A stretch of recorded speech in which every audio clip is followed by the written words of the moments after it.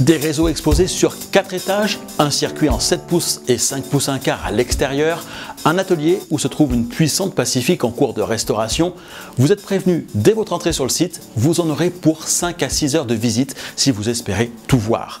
Aiguillage vous emmène aujourd'hui au 20e Festival Vapeur du CMCF.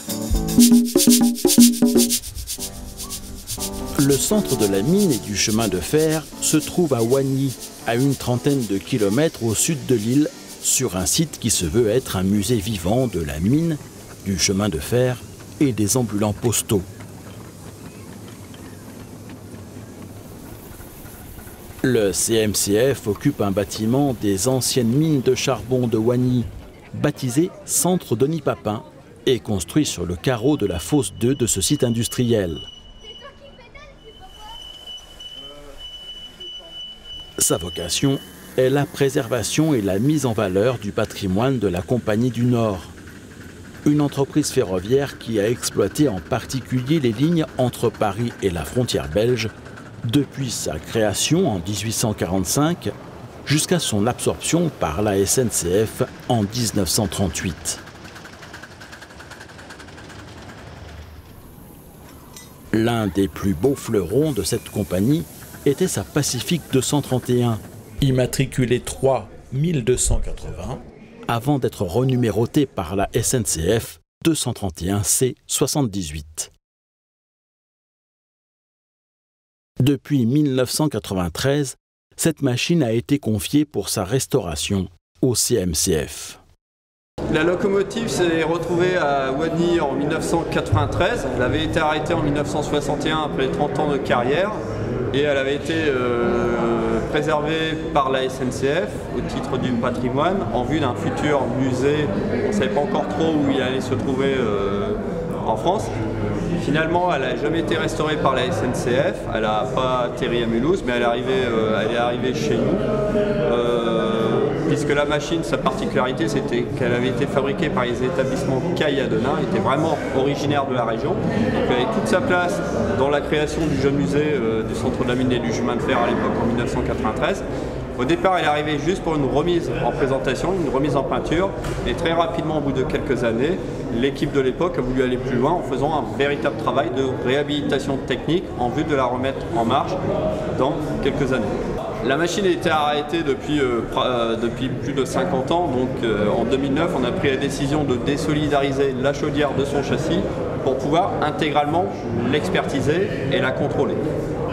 Donc le chantier se déroule actuellement en 2 phases. On a premièrement la chaudière et deuxièmement on a le châssis, sachant que là on est en train d'achever la première phase qui est la requalification de cette chaudière. La disparition du registre d'entretien qu'on n'a jamais réussi à retrouver malheureusement nous oblige vis-à-vis de cette chaudière à repartir d'une feuille blanche, donc, comme si on avait une chaudière neuve, et à refaire ce qu'on appelle une note de calcul, c'est-à-dire à faire un maillage de la chaudière, à connaître ses caractéristiques de l'acier, revérifier l'ensemble des épaisseurs de la chaudière. Il y a eu plusieurs milliers de points qui ont été pris sur cette chaudière, en vue de rétablir cette note de calcul et voir si oui ou non on va pouvoir faire l'épreuve à l'époque, sachant que la machine était tarée autour de 17 bars en circulation, ce qui nous oblige à faire une épreuve à 1,4 fois 17 bars. Si mes calculs sont bons, on est à pas loin de 24 bars pour le timbrage de la machine, 23,8 pour être précis.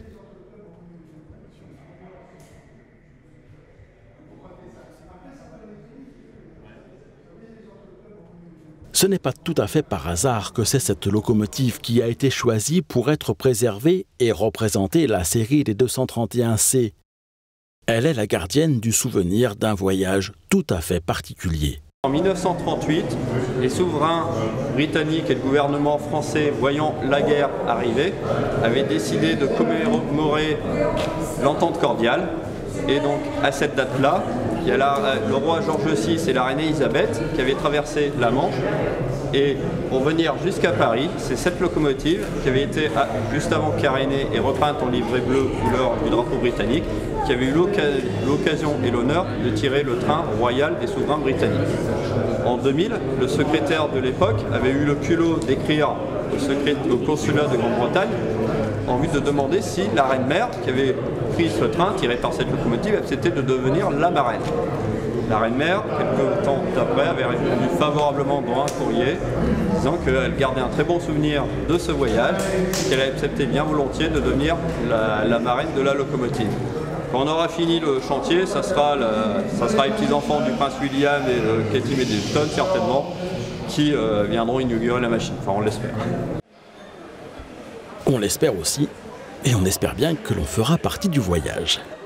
Mais rendons-nous pour le moment au dernier étage du bâtiment principal qu'occupe le centre de la mine et du chemin de fer. En ce dernier week-end d'août, le 20e festival vapeur de l'association bat son plein et une bourse d'échange s'y tenait. Prendre un peu de hauteur permet aussi de jeter un œil sur l'impressionnante machine préservée au cœur du bâtiment. Elle pèse plus de 500 tonnes et devinez quoi, c'est à la vapeur qu'elle fonctionnait à l'origine. Sa taille et sa puissance en font la plus grosse machine à vapeur d'extraction d'Europe. Une partie de l'équipe du CMCF qui l'a déjà restaurée envisage d'ailleurs de lui redonner vie en la dotant d'un moteur électrique.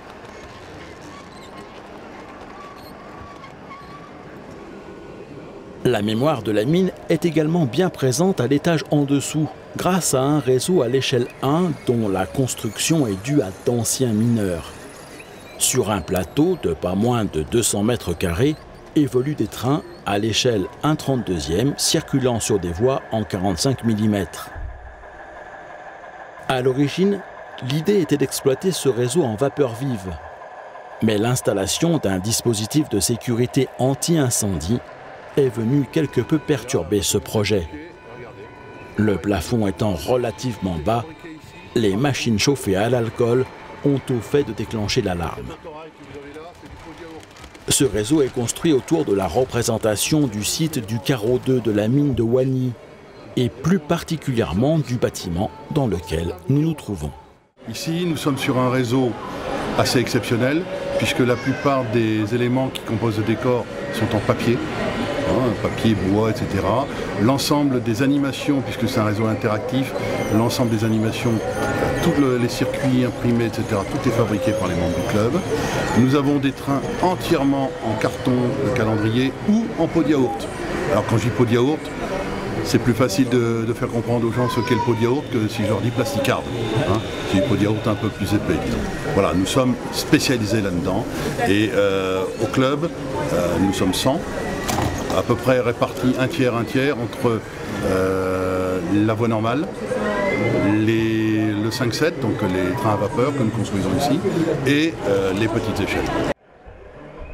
Du Z au 0 en passant par le T, le N, le HO, le G et le 1, sans oublier le 5 pouces et le 7 pouces 1/4, toutes les échelles sont pratiquées au CMCF. Et vous trouverez au moins un diorama à chacune de ces échelles, si ce n'est un réseau complet. Maurice aime à rappeler qu'ici, on pratique le modélisme ferroviaire. Cette discipline qui amène à fabriquer le maximum de choses par soi-même, en faisant appel à un grand éventail de compétences. Les personnages sont en pâte à modeler, les arbres en pommes de pin, les traverses sont en bois, les bâtiments en papier ou en plastique. Il ne s'agit pas de reproduire à l'identique un site particulier, mais plutôt de prendre à droite et à gauche dans la région des éléments qui semblent intéressants à représenter et de les placer sur le plateau. Le CMCF pratique toutes les échelles et tous les modes de traction ou d'exploitation pour ces réseaux. Pour voir du digital, par exemple, il suffit de se déplacer de quelques mètres et d'aller à la rencontre d'Erwan Bazin. Venu en simple visiteur au Festival Vapeur il y a quelques années, il en est reparti un carton sous le bras contenant un kit pour débutants. Quelque temps plus tard, et fort de ses premières expérimentations, il est devenu membre du club au sein duquel il a proposé la création d'une section dédiée au digital. Ça fait depuis 2005 que je suis passé au digital. J'ai acheté en venant ici à Wany lors d'un festival. J'ai acheté un coffret de base Rocco, multi-mouse débutant, avec la première souris, la petite souris avec les quatre fonctions. Et après, bah, là, j'ai pu quitter le digital, je me suis intéressé. Et après, donc c'est une journée en 2010, en ouverture au public. Je suis venu ici avec un copain, donc Jérémy Antunes, avec qui on a découvert donc, le site et on a su qu'il cherchait de la nouveauté. Donc sachant que j'avais déjà la base du digital, donc après au fur et à mesure, donc là il nous a donné donc, 7 emplacements. Donc là on est sur un 7 mètres par 3. Ce qui est déjà pas mal. Le décor, ça va être un décor architecte, parce que donc, le décor est abstrait ici. On montre, c'est un réseau de démonstration, mais on peut quand même y jouer. Il y a le logiciel le train contrôleur qui me sert d'automate. Moi j'ai 24 cantons, donc je peux faire circuler 6 trains correctement en mode semi-automatique. Je les lance une première fois et après donc l'ordinateur le gère. Gère le tout, les ralentissements, l'accélération. Parce que j'ai également procédé au profil de vitesse, donc ce qui permet d'avoir des excellents ralentis quand les CV sont bien programmés.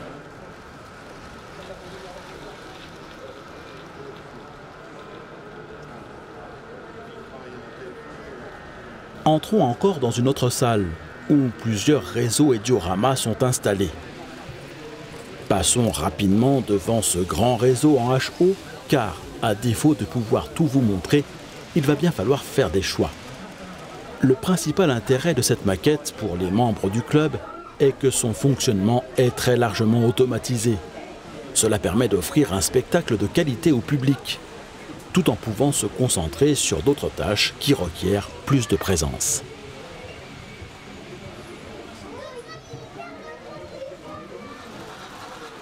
Le réseau en 0 par exemple, sur lequel se côtoient de très vieux trains jouets et de très modernes motrices digitales.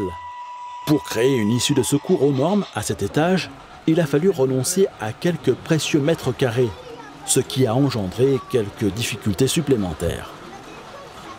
Donc le problème, c'est que on s'est retrouvé avec des rampes relativement inclinées où les machines ne peuvent pas supporter l'inclinaison. Donc il fallait trouver une solution pour arriver à accéder au niveau de ce qu'on avait besoin au niveau du viaduc, qui est quand même à une hauteur de 60-70 cm. Et donc on a pris la solution d'une solution pont-levis pour la partie, je dirais, d'automatisme des positions qui sont nécessaires pour atteindre les niveaux autres sans avoir besoin de mettre de voies supplémentaires qui encombreraient l'ensemble des accès. Donc là vous avez un exemple de ce qui est fait pour pouvoir accéder au niveau supérieur avec une précision. Donc c'est des systèmes qui sont montés sur des moteurs pas à pas avec des précisions qui sont de l'ordre du dixième et qui assurent, je dirais, la précision nécessaire.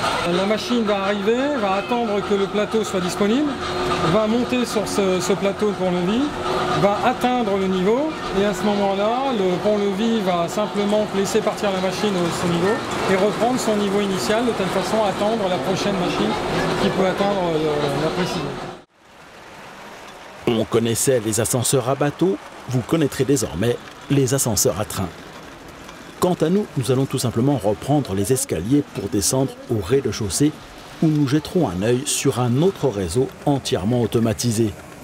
Un réseau en LGB installé sur 80 mètres carrés. Et pour terminer notre visite, allons faire un petit saut à l'extérieur du bâtiment, histoire de profiter un peu du réseau en 5 et 7 pouces 1/4 de l'association. Vous vous souvenez peut-être de Daniel. Nous l'avions rencontré à Bruxelles au petit train à vapeur de Forêt. Eh bien, nous le retrouvons ici, en ce jour de festival vapeur, car les deux associations, le PTVF et le CMCF, sont jumelées. Derrière la caméra, derrière la caméra. Allez. Comme au Tour de France. Installons-nous confortablement à bord du train tiré par Daniel pour un petit tour du réseau. Daniel vient de confectionner une nouvelle rame et pour que ses passagers soient installés au mieux à son bord, c'est sur les anciens sièges du salon de coiffure de sa sœur qu'ils sont invités à prendre place. Quand on vous dit que chez les modélistes rien ne se perd, en voilà, s'il en était besoin, une nouvelle preuve.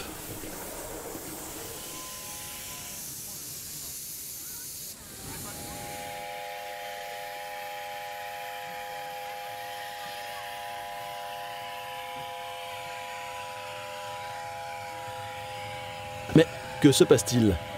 Voilà que des mineurs en grève sortent du bâtiment principal pour manifester. Messieurs, pour la visite de l'atelier de la machine à vapeur, il vous suffit de revenir au début de ce reportage.